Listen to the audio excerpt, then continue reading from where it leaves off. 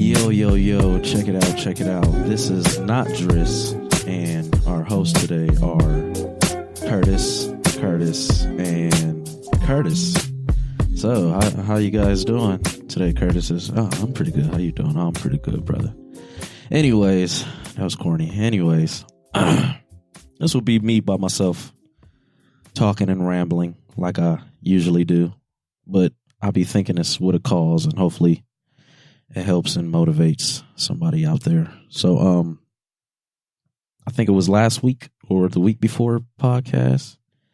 I'm not sure which one, but I talked about the mirror challenge, and a couple people was asking me what it was about and what it pertains to, and what do you get out of it. Basically, the mirror challenge, I got it off the I don't know if you guys remember that old show.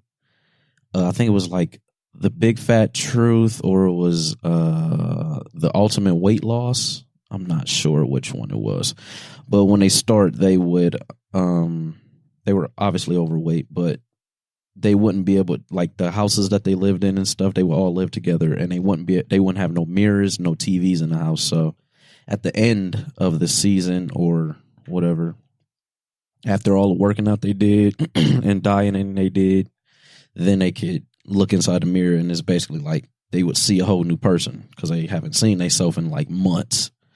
So I always like that idea. So I'm definitely not taking it that far as a month. That's impossible for me. But I try to do like a week. I've done a couple since like last year, man, like middle of last summer. So my goal to do is probably like 5 or 6 this year, 5 or 6 of them spread out for the week this year. But yeah, so basically you just you go super hard on your diet, whatever you eat that's bad for you, even the morsels, cut that shit out. I like to cut out my cheat day, but you don't have to. I guess you can still leave your cheat day in there, but I like to just cut it all out. And I like to cut out all vices. So whatever vice you might have that you usually do throughout the week. So say, like my latest vice has been, well, it's not a vice, but my latest, I don't know if you would call it an addiction, but coffee. So, and I fucking hate the taste of regular coffee. I got friends who can just drink black coffee, and that's psychopathic. You're a psychopath if you can do that.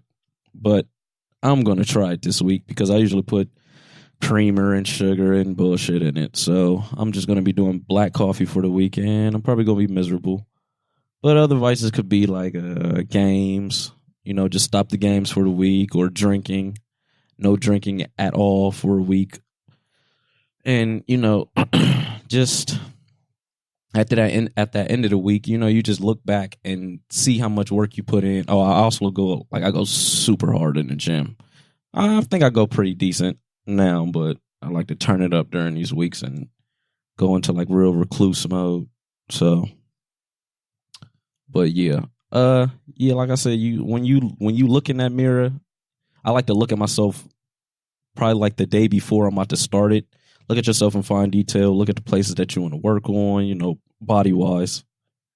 You got a little fat hanging here. You want to work on this. You want to work on your legs, chest, blah, blah, blah.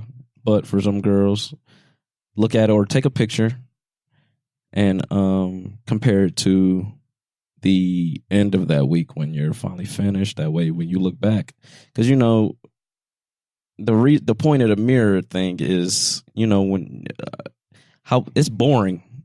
Like, it's almost impossible to watch a flower grow and think that it's growing until, you feel me, you finally see it bloom or something. So if you sitting there and just watching it start from a seed to flower, it feel like that's forever. But really, it's just because you're looking at it every day. You're not seeing any change, even though it's changing. So people get kind of caught up just looking in the mirror all the time and being like, oh, ain't nothing happening, or my arm ain't getting bigger, my leg, my this isn't shrinking, or this isn't getting bigger, blah, blah, blah. But that's because you're looking at it almost every single day, probably multiple times a day. So if you just cut that out for a weekend, then you go to look back, you'll actually see that change. And some people go longer than, I got a friend who goes like 2-3 weeks without doing it. But, at the end of that journey, you do get a sense of, well, yeah, I guess, yeah. Like I said, I'm starting to ramble, but yeah, it's dope. I like it for me because it just helps my mindset. It helps me really like get things cleared out. And on top of that, we're just, we're creatures of habit. And it's good to learn how to break that habit because, some habits are good for you, some habits are bad for you, but some of the bad can be good sometimes. You don't want to do it all the time. So some of those habits might be something like social media. Social media is, somewhat addicting for some and very addicting for others. I try to bounce on and off, but hey, I catch myself too clicking on IG or whatever about 30 times a fucking day, and it gets mentally exhausting because you're constantly looking at people who want to post good and people who want to post just basically personas of what they trying to portray that they do, but they really don't. So those wires can get kind of crossed in your head, and you start feeling down about yourself, or you just start comparing yourself to their life, and you don't really get nowhere with that. You just end up messing up your emotions at the end of the day. So I cut that off for the whole week. No fucking partying. I'm not doing no late. I know I sound old as fuck, but I'm not doing no late night ups and clowning and blah blah blah. No drinking, definitely. No smoking, definitely. Another one could be, well, I guess, I don't know. I guess gossip. Some people find gossip to be, well, I guess they don't know that it's addictive because people who gossip a lot actually, you see what type of people they are. Like, what we tend to do is look at other people's problems just to feel better about our own. And really, it's just an escape from working on our own. So people like to say, "Oh, this person ain't doing this," and then deep down, you know you're not doing the same, or you could be doing better. But since they're in a worse off position or mindset that you are, you just feel better, and that's why I feel like certain type of television comes in and tabloids and shit that ties into social media too. We love to see people doing bad, and because it makes us feel better. But yeah, stuff like that. But wrapping up that mirror challenge stuff.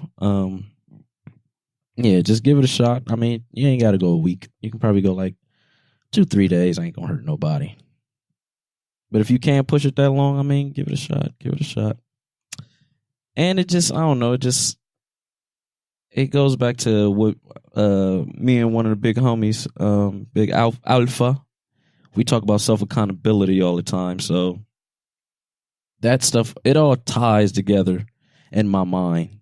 So, and what a lot of people tend to do is have these requirements of people that they can't meet themselves. So, especially relationship wise. So, a girl might say, "Oh, I want a guy that's open-minded, or I want a guy that's fit, or I want a guy that has a lot of money, relationship-wise." But you're not that yourself. So how can you ask somebody to do something that you don't have the discipline or the willpower just to, grind through the mud and build those characteristics or capabilities on your own? So don't require somebody to have a lot of money if you broke. Don't require somebody to have a 6-pack, big arms, or big legs, whatever you're in, and you don't have any of that. Or don't require somebody to be outspoken, but then when they speak out against you, you got a problem with it. You feel me? It's very contradictory. So, work from the inside out. And then, I mean, you really don't have to say what your requirements is. People, that's one thing about people. We have even though we don't know we gotta have a good tendency of knowing, like, okay, I feel like I meet this criteria that this person requires, or if you show it enough, they'll know to approach or not to approach, if you know what I mean. So, yeah, that definitely ties into stuff like self-accountability. And I know always it's fucking probably mind numbing, but I always bring fitness into the mix because fitness, people think that fitness is just this meatheads just wanting to be in the mirror and just work out and wear the tightest shirts and tightest jeans. And I'm not gonna lie, some of that is true. Shit, because people will tell you I got some tight shirts now, boy. But it ain't about all that. It's more of, it becomes addicting because you're breaking yourself when you. And people get addicted to the results. Because when you see that you're working on something so hard, you kind of get in that middle of that process. It feel like it's not going nowhere. Because that middle process might be just mistakenly just you ready to give up. You don't see no change. But when you do see change, that's what boosts you. That's what put the batteries in your back. So that's how I treat the gym. I call the gym the church, Lord House of Gains. But and it probably gets annoying too. But when people tell me like or something that they're stressed or any type of health issues, I tell them just get in the gym. Like I don't even but sometimes people hate the word gym. I hate the word gym actually. I just say workout. Do something that's just going to beat your body up. I mean, not to the point where you ain't going to be able to recover, but, just to, kick your own ass. It's good to kick your own ass, man. Because while you're working out or running or riding a bike and just pushing yourself to your max, in the midst of that, I mean, the scientific reasons, you release all these hormones and cortisol levels go down and your body is just more calm because it's got out all I like to call it monkey juice. Like if I don't work out for like 2-3 days, I'm stressed, I'm snappy, I'm bitchy. I can't think that good. I get depressed. And a lot of that stuff is because you're not kicking your own ass. And it fucking sucks when I try to explain this to people and they just hear the word gym or just weights and they just tune out like, I'm not doing none of that bullshit. But yeah, once you go in there and, you just start hitting it, you can, I ain't gonna say the more you go, but the more you focus on your body and time back into self-accountability, the more things fall in place in your life. So if you're stressed about money or whatever, in the midst of, working on yourself, you might figure out another path to get a new source of income. But you're not gonna find that answer if you're just constantly stressing about something. If you're not doing nothing about it, you got to get up and fucking do it. So, I mean, the first thing that's what Jordan Peterson said. Me and Alpha, we always listen to Jordan Peterson. Well, everybody, all of us listen to Peterson now. But he says, like, how can you change the world or change what's around you if you can't even clean your room? A lot of motherfuckers just wake up and their room is shot to hell and they leave it like that. And then when they go outside and, be amongst society, they wonder why it's chaos out there too, or things just ain't falling in the right places when they need it or where they need it. But it's like, bro, you can't even wake up and, get your own room together. How do you expect to go out and fix the gears that's moving in your life or fix your relationships with different people, whether it be family, friends, girlfriends, boyfriends? So that shit starts there. And I ain't gonna lie, sometimes it sucks. Just waking up, you want to just get up and go. But it's like, just once cleanliness is next to godliness, man. That's why I live with the homies. They know I'm like 30% a fucking clean freak, but I can deal with mess here and there, but it's all about, I know how clear my mind is when you have a clear environment around you, because you don't want any negative to come in. You want to keep it as clean as possible, and of course, it's gonna be negative to come in, but you can notice it more when things are going good and you see bad starting to show its face. You spot it, but when it's just all bad all the time, you don't know when that shit is coming, and that might be the one to take you out. But yeah, so and all this stuff starts with self motivation and self determination. So if you're not waking up in the morning or going to sleep at night thinking that you want to, or wanting or craving that you want to do better or think better, or work on any type of faults or insecurities that you have, then I mean, you're pretty much going to be in the same position that you always was or were and gonna always be. So that self-motivation stuff, especially for the gym, like, or just not, I'm tired of saying the fucking word gym, just working out. Like, I like to work by myself. Now, I'm not saying I'm kicking everybody out, but I know it starts with me first. I have to get up. I have to run.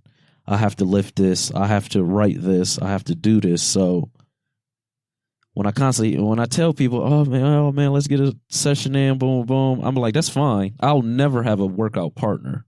Now, if we get in there together and we hit it together, okay, that's fine with me. But like I said, we creatures of habit. So once you build that relationship with a gym partner, your focus or your determination level might not be synced up. You might have more, or she might have more. So the days that he or she wants to get up and get active or go do something, you're like, well, I'm kind of tired, and boom, boom, boom. So then she might be like, well, that brings him or her down, or me.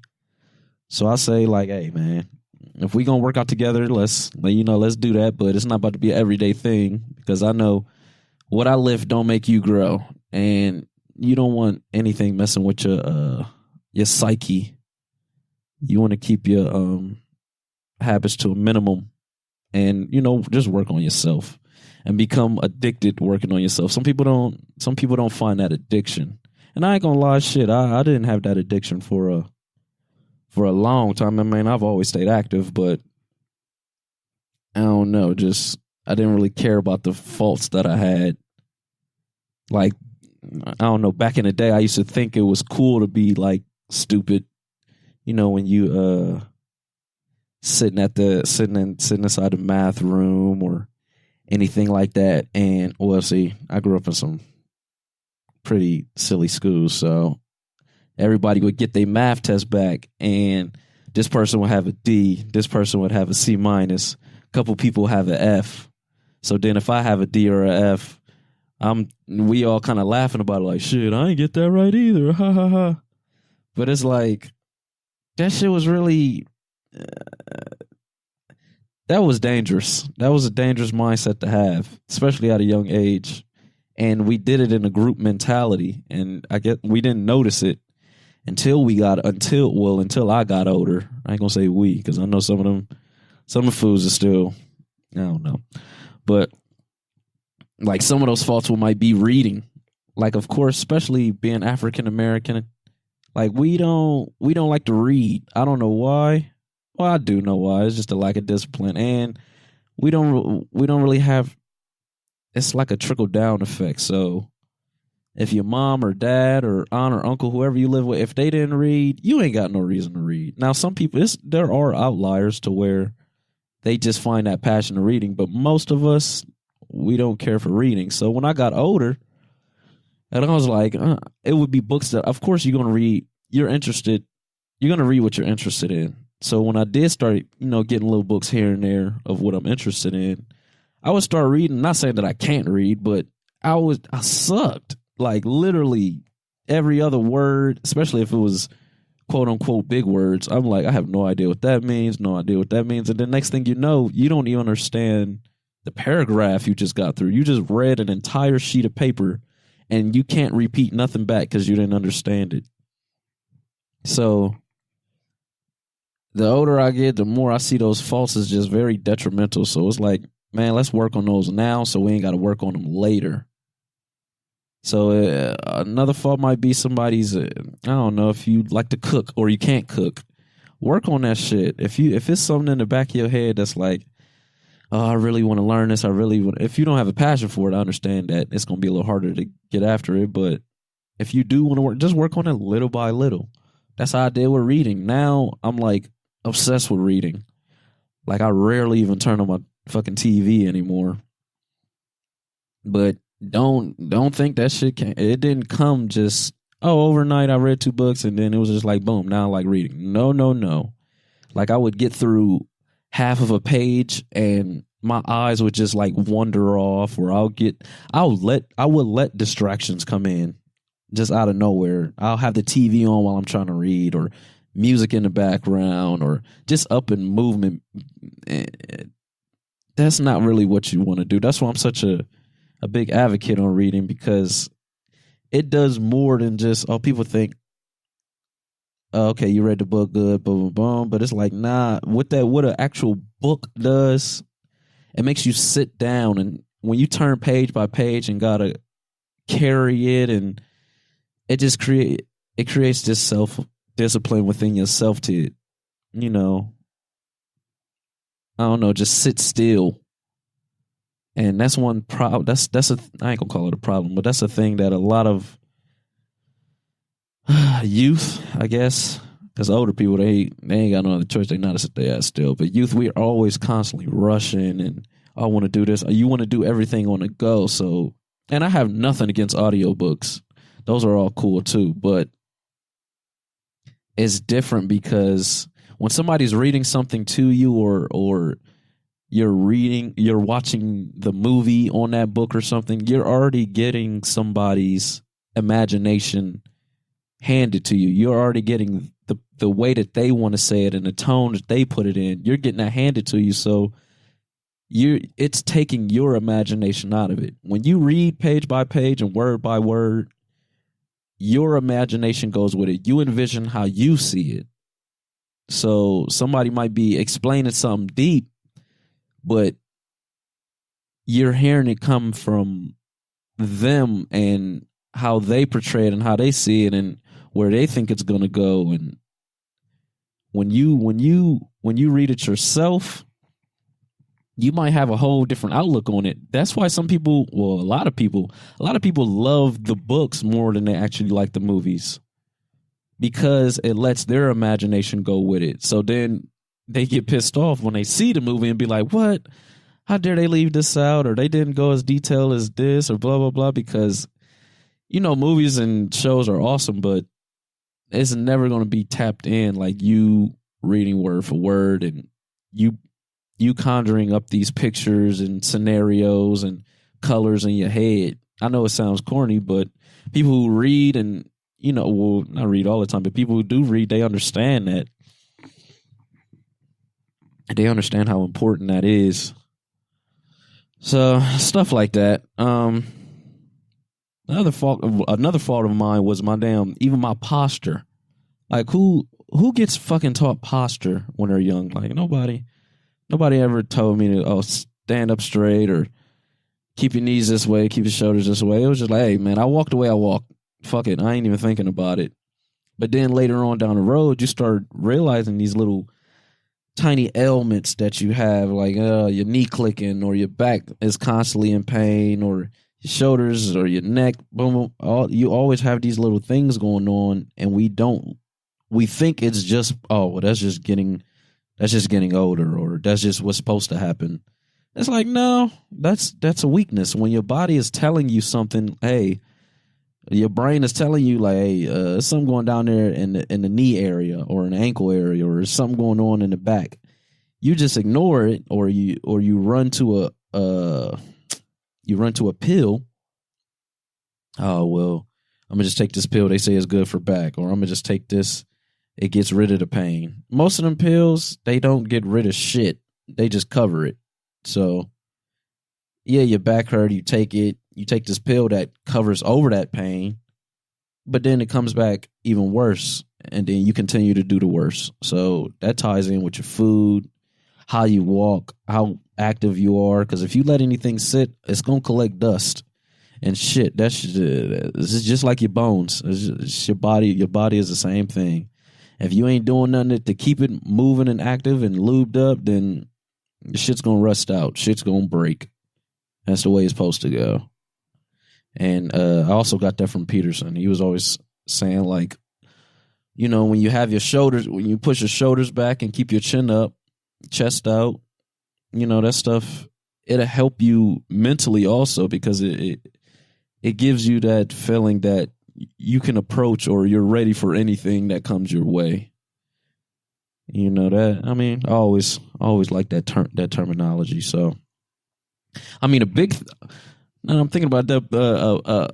A big reason why I really started taking stuff like that serious, I would say, like at the that's a story you guys might not care, but I think it was like at the end of 2015. It might have been the end of 2015. So I scheduled an appointment for the doctor's office. You know, regular checkups. Go get STD testing, and something we all should be doing, especially at our ages now. I go in there. They draw blood. Boom, boom, boom. I already hate the doctor's office. We don't, especially African Americans, we don't go enough as it is, and we need to change that shit. But I end up going, do my STD test, and, you know, get checked for HIV. Boom, boom. So I'm sitting in there. I'm already nervous when I'm sitting in the damn doctor's office anyway. So the doctor comes out like, yeah, we got just a small situation. So as soon as he said that, like, my heart just hit the bottom of my goddamn toes. I was like, oh shit. He like, yeah, we spotted a small. He said we spotted a small virus in your bloodstream. So I guess they're supposed to say it calmly so you don't freak out, but that shit would make me mad when they say it so calm, like, oh, well, basically you're about to die, so don't worry about it. Because that's how I heard it in my head. But I'm like, so I'm in there damn near about to flip the fuck out.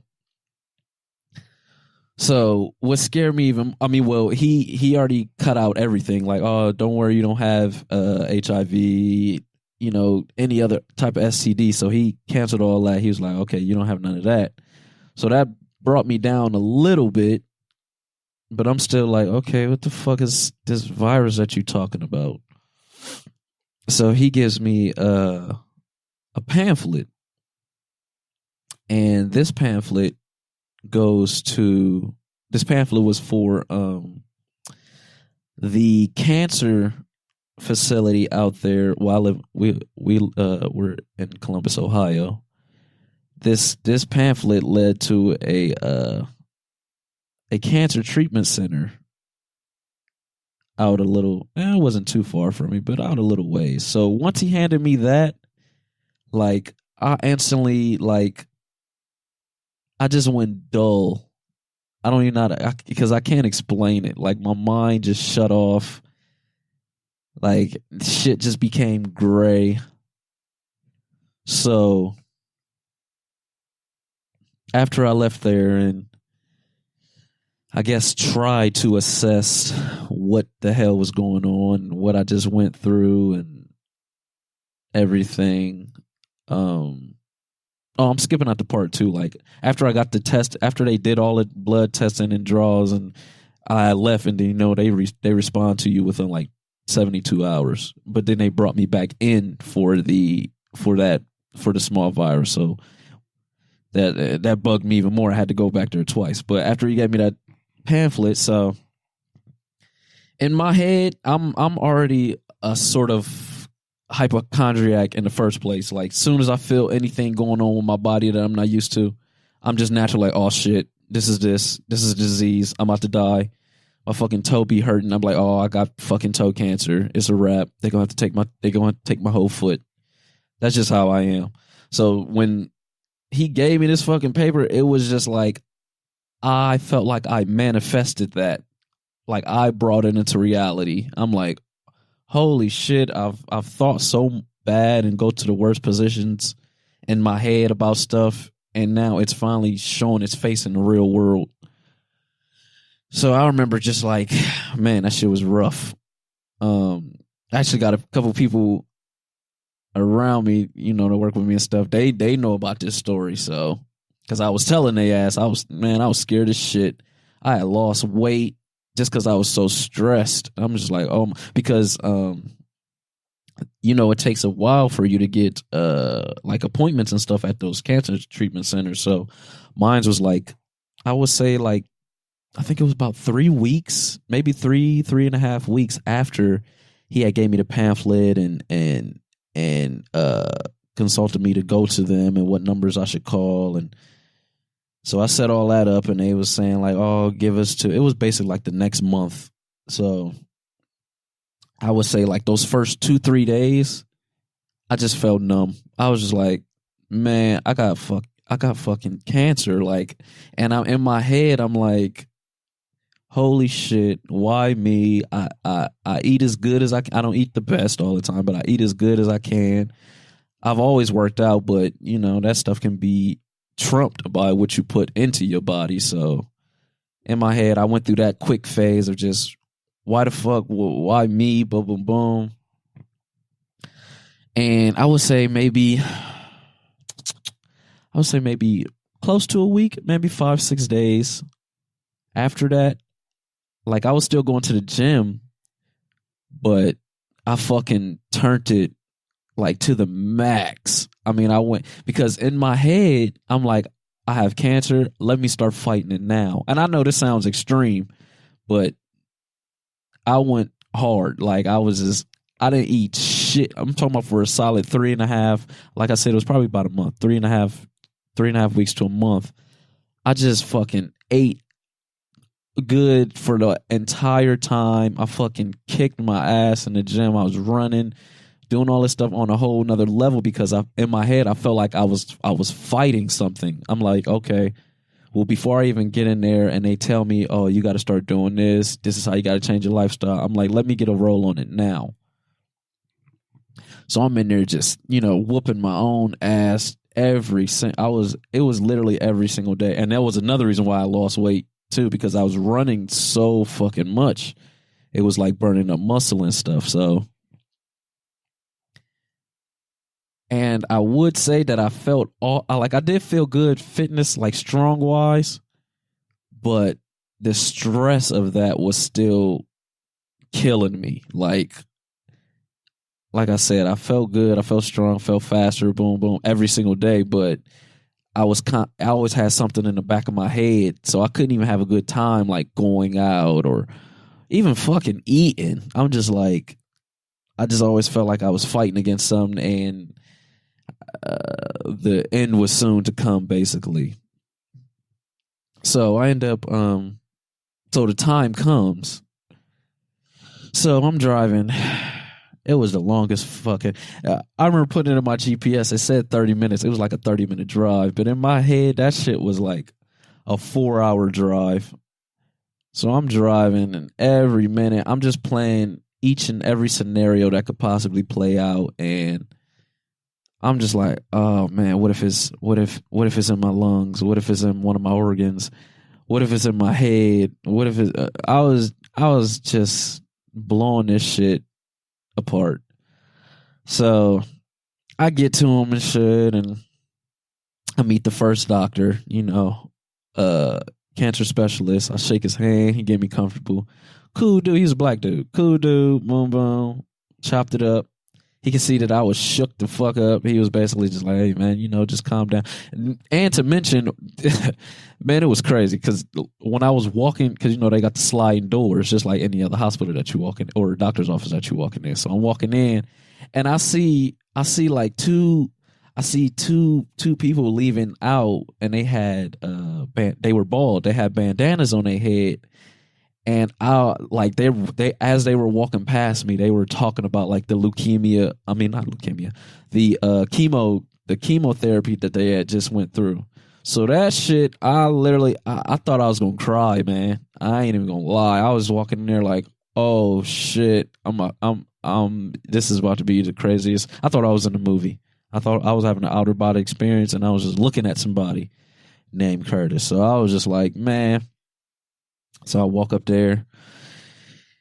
We shake hands. We get cool. So he tells me, okay, boom, boom. He actually takes my blood again and runs it through, blah, blah, blah. So then the second doctor, she comes, it was a cool lady too. She comes in.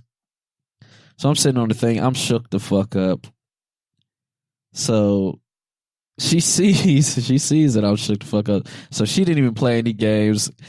And I was so appreciative of that. So she basically just comes in like, yeah, we ran you the blood again. And they ran like white cell, this, because usually when they run blood in like certain doctor's office, like smaller doctor's offices or whatever, they just go by.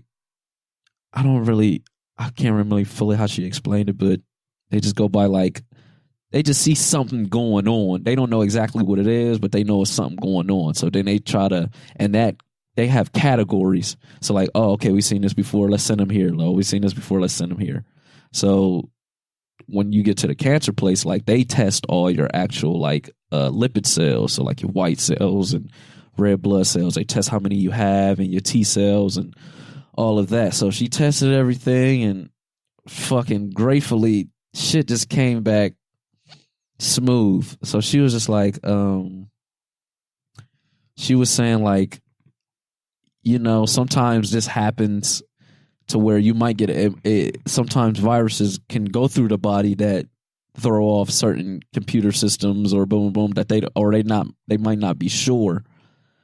So she read all that. And she was like, yeah. She was like, asking me how I've been feeling and everything. And I told her like, I've been feeling fucking great, but just mentally, my ass has been kicked. So she was just like, yeah. She was just, this is after she told me that everything was good.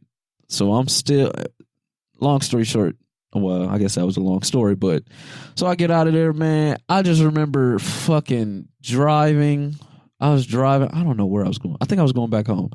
I was driving, and that was like a revelation, like an epiphany for me. Like, we don't really know what's important until something like tragic happens, and then the most important things are, it seems like everything clears out. So the you're not thinking about the last fight or your car problems or I wonder what they think about me or what this group thinks about me or how can I get cool with this person? What's the newest shoes or I need to get this outfit or I ain't got this much money. Like that shit is obliterate. How you say that word? Whatever. That shit is finito. Like you ain't thinking about none of that. Once they tell you that, and that's why people be thinking I'll be an old man when I be saying that shit. I'll be like, all right, man, you keep eating, acting the way you do. Don't say nothing when you go into that doctor's office and they say they spot something.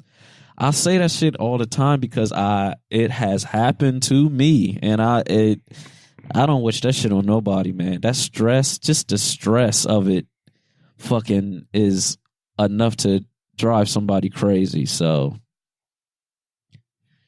that's why I constantly say, people be so, ready to.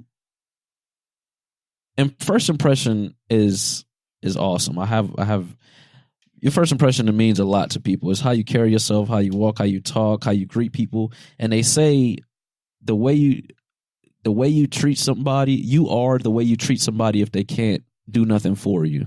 So if they can't do nothing for you, watch how they treat that person. And you'll see their true colors. So I'm never a dickhead to somebody I first meet or first interaction and within a group or anything. I try to keep it as cool. I'm a complimentive guy too, so I'll compliment the shit out of you to the point where you're like, all right, bro, what are you doing? You hitting on me, nigga? And it's like, nah, bro. But yeah, people be so worried about the first impression or just impressing people. Period. And it's so it's mind-boggling because it's like we don't take that time out to impress ourselves first. So when you go to look in that mirror, you looking at yourself and you naturally just think about all the faults that you have. Oh, I can't do this. Why am I not good at this? Why? And you kick your own ass because it's like, why don't I have the energy or the determination or the motivation to get up and do this stuff? And that makes you depressed because you're not working on it. So then when you focus on meeting everybody else's criteria, you just kind of, I don't know, you kind of become a fucking zombie. So it's like you're doing all this work just for somebody to say, oh man, I like those shoes, or oh man, you look good, or oh, how did you do that? Like most people who do that shit just for themselves first, they don't worry about your comments. Now they appreciate, I'm one of those people, we appreciate like criticism if it's coming from a real place. Now it's a good thing to learn the difference between hate too. Like some people just gonna hate or envy you, and usually envy turns into hate, determined on where they're at in their life and mental space. So, but tying that back in, just work on yourself first, man. If you can't look in that mirror and say, I'm glad I did this, or I'm glad I did that, or I'm glad I got through this or got through that, then you shouldn't be worrying about if somebody else is saying it. Then it's really going to kick. That's why people get so offended or just so, knocked off the fucking high horse that they're on, and their ego gets deflated when somebody calls out especially somebody that you don't know, they call out a fault that you have, and that you're not working on it, or you haven't did anything to even acknowledge it. That's when it's the most offensive. Like people who think about a fighter. Like if somebody is yelling bigger, dude can be bigger, stronger, whatever. If somebody's yelling, hey, I can kick your ass, you're weak, boom, boom, boom, the fighter knows he can beat the shit out this dude. So it doesn't it doesn't bother him. He's just like, okay, man, the more peaceful you become within yourself. So that's why I love watching fighting, because them dudes are animals, but most of them are the most humble people that you'll ever meet in your life. So even because I train at a center where they teach jujitsu and Krav Maga and boxing, taekwondo, and stuff like that. So I just be around them dudes, man, and they got the biggest smiles. They the most calm, but they could break your fucking neck at any point in time that they wanted to. And I've always liked that balance of just, you can go in that animal savage mode, or you can be that peace, calm, cool monk with flip-flops walking through a grocery store. Like that shit doesn't, I like reaching to that mental state and to that physical state. But yeah, like I said, I wasn't trying to make this all about me, but it's just some words of encouragement. Especially, I'm gonna try to, I don't know, we probably drop this in the middle of the week, for a little pick me up, because I know people like to hear, motivating words. And I try not to talk too much when it comes to certain friends and family and stuff, but people know how I am, because I know, especially at the ages that we are, because I'm 27 now, but younger and a little, like, it's hard to find people who are devoted to themselves or want to do something with themselves or want to do something in their lives, or people who are, but they just don't know how to take that first step. So I'm always, and shit, I'm nowhere near like where I should be or where I want to be, but it calms me to know that I'm constantly working on it. So friends always tell you, I'm always down for motivating people, or if you got questions, let's hash them out. If you got ideas, I'm always down to hash out ideas with people and all the time. So, but yeah, and I just want to get across, man, motivation and determination is two different things. Like people, they get tied up in motivation because that's the juice that you get when you watch something that got you up and going, or somebody said some encouraging words that just got you up and going, and you amped for that. You just turned up for that little bit of time, but then later on, that fire kind of fizzles out. But then once that goes, that's where the determination comes. Determination doesn't start out first. Motivation always starts first. Determination keeps the motivation going, because now it's like, okay, you sense that you're going downhill from peak, so you're like, you know what? Nope, let me keep it going. Let me get it back up. Let me get my energy back up. Let me surround myself with new people who got new energy.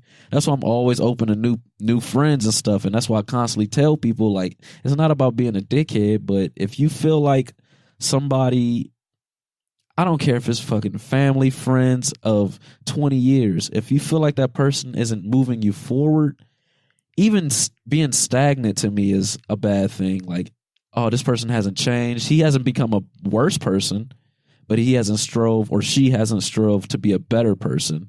Then it's like, cut that person out too. That doesn't make them bad, but if you're trying to grow and they're, find where they're at, you're gonna end up with resentment at the end of your term. And by term, I mean life.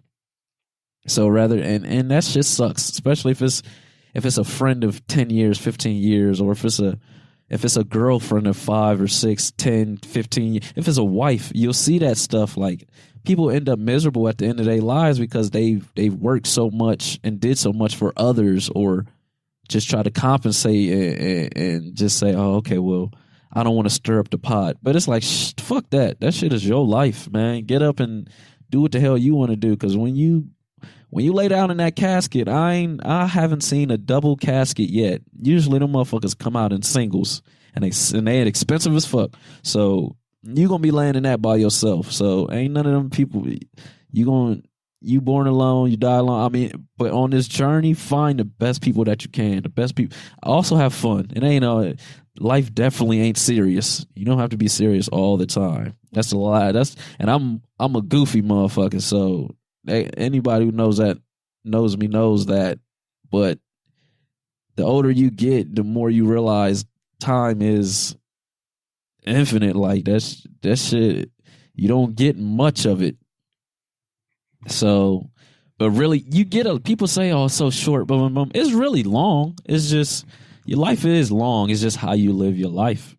Life is short if you just living for the fucking weekend. If you're doing stuff throughout the week, a job, you have a badge, and somebody's pointing this and telling you to do this and do that, of course life seems short when weekend comes up and then you're happy to do what you want to do. So you're living 2 days out the week. I wish I knew math that good to say how many days that is out the year, but I'm pretty sure it's not a lot. So then life seems like it's like, man, life ain't. Next thing you know, you fucking 35 years old and you've been doing the same thing, or you're 45 or you're 55. You've been doing the same thing. So it's like, man, get up and get that shit done now, because I don't know where I heard that quote. But basically your I forget how they said it. Your history self is your present, and your present is, or fuck, I done fucked it all up. But basically, like, you now, you are the history to your future self. So think about yourself in the future and what conversation your future self might have with you. Say you live in a fucked up life, and then you can see your future self, and he or she would cuss you the fuck out. Like, man, why didn't you do this sooner? We wouldn't be in the position that we in. Or you could get on the train now, start rolling now, doing what you want to do, working towards that, getting up every day and motivating yourself to do that shit. So then your future self can look back and pat you on the back. And I know that shit sounds like some sci-fi or something, but that's time. Father Time ain't stopping for nobody. He ain't, and death always wins. I'm not trying to be a Debbie Downer, but that shit's coming. You ain't met nobody out here who've lived forever yet, except for Pharrell. I think Pharrell. This is random. I think Pharrell and Wesley Snipes, Angela Bassett, they gonna live forever, because I don't know what them fools is doing. They they ain't aging. I don't know what's going on. But yeah, if one of y'all hear this, one of those three people, send your boy the antidote. Anyways, yeah, I just want to if you tired of me babbling, I just want to give y'all a little bit of words because this stuff helps me too. Me just saying this shit out loud, it helps me and it motivates me to get through my day or through my week, because I know it can be mind numbing. So I just constantly tell people, man, get up, read more, run more, lift more, conversate more. Fuck that texting and social media. I mean, if you want to use social media for conversation and stuff like that, link up with the person if you really feel like they can do some good for you. You feel me? Y'all can hash out ideas. Keep people who always want to do new stuff. Always. Somebody who always want to do the same thing, it's gonna eventually beat you up down the line. So, and I'm about to sign off, and I probably didn't beat y'all ears up enough. So, just wake up. Like I said, start off getting your bed together, get your rooms together, fucking get your house together. Then you can go outside and you can make the world what you fucking want it, because that's all it is. Everything that you see is somebody's imagination or idea just set forth in front of you. That's it, because they had the motivation to get it done. So, just get up, get the shit done, man.